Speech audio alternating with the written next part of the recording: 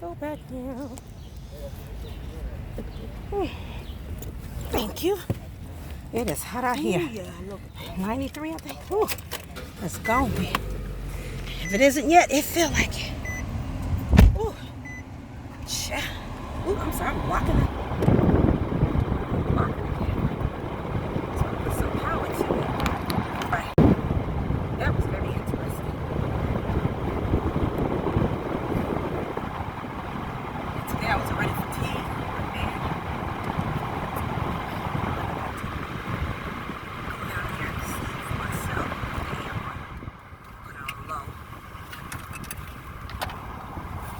Well, that's what's happening here in Richmond, Virginia.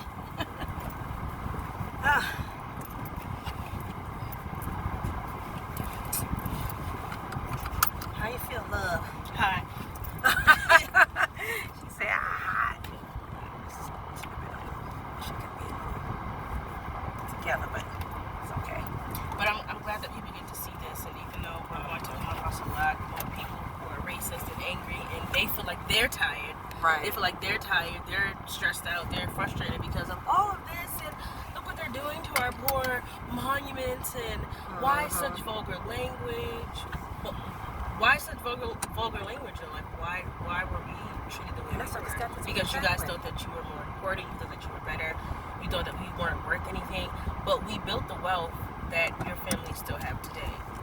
We've raised lives, like I said in previous posts, that will later on learn and be trained to dehumanize us. The same people that you're asking to raise your children and be there and clean your house and breastfeed it's just really crazy when you think about wealth and how it is now and how hard it is to build your own wealth, and even people who have it in their family. But when you really think back to, like, we built that wealth, sure did, without an option. We didn't have, our ancestors didn't have that choice. There was no choice. It was, you're going to do what you're told so that we can get rich. Right.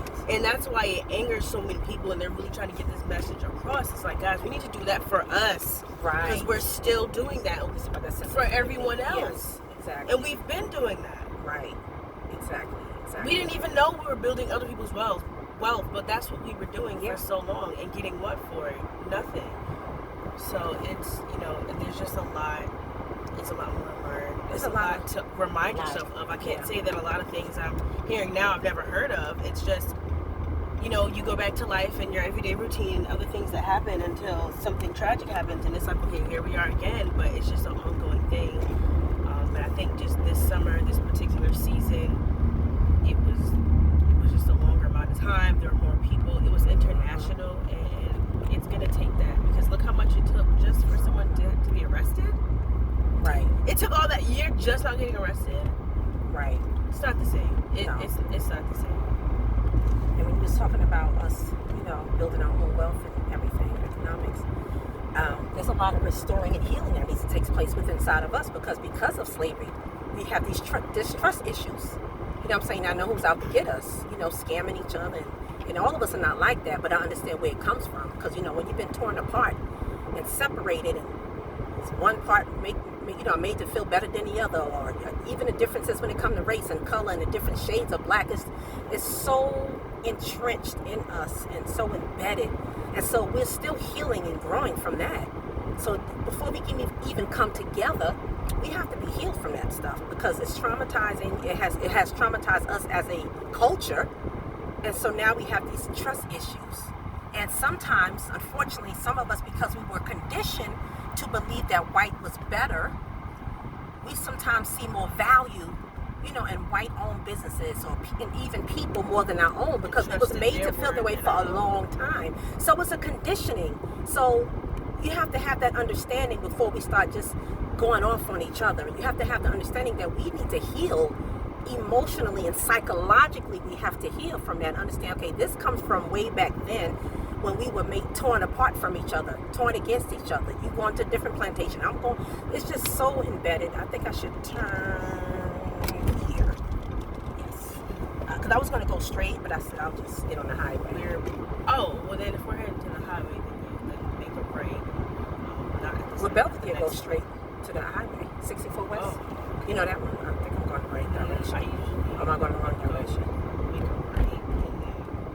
But I'm on.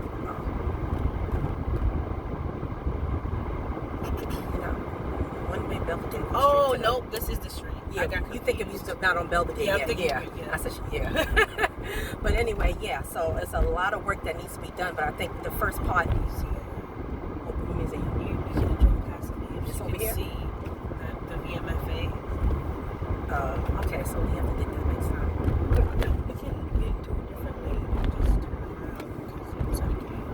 Okay. This is a one-way. Yep. Oh, I could have cut down there. It's okay. Definitely on a highway. This is a little street here. Yep. Jackson Ward. This is a historical neighborhood that is being built back up. The only thing I don't like is there's a lot of gentrification going on down here too. So what's that going to do? Push out the black people, make everything so expensive that they can't afford to live in the neighborhood anymore. So it's going to push them out. What street is on again? Oh, you said it's on Monument, right? No. Yeah. Okay, it's going to find Continue on us West a Lee museum. Street for 3/4 of a mile. Itself